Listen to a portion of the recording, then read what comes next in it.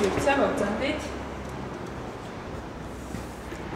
სადაც გვაქვს ლეგოს რობოტები, სხვადასხვა ვორქშოპი იქნება ბავშვებისთვის დაგეგმილი და ნებისმიერ სკოლას აქაც შეიძლება მონაწილეობის მიღება.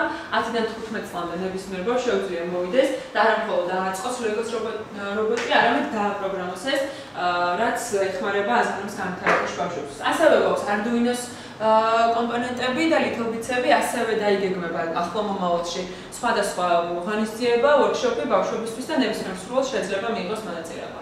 ახლა წავიდეთ გაჩვენებთ საერთო სამუშაო სივრცეს.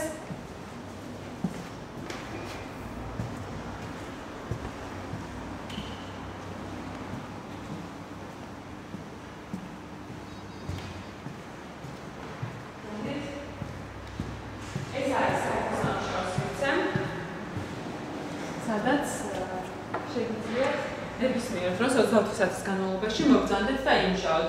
აქ არის უფასო ინტერნეტი, კომპიუტერები, ანუ ჩვენ გითხრით ყველანაირ იმისთვის, რომ შეძლოთ კარგად მუშაობა. საერთო სამუშაო სივრცეს მთავარი, ასე ვთქვათ, მიზანი არის ის, რომ ხელი შეუწყოს ადამიანების ერთმანეთის გაცნობას და კავშირების დამყარებას. ბიზნეს ინკუბატორი, ეს არის საქართველოს ინოვაციების და ტექნოლოგიების აგენტოს ერთ-ერთი პროგრამა, სადაც ადამიანები, გუნდები რეგისტრირდებიან თავისი იდეით და შემდეგ ჩვენ ვეხმარებით ამ იდეების განხორციელებაში. სხვადასხვა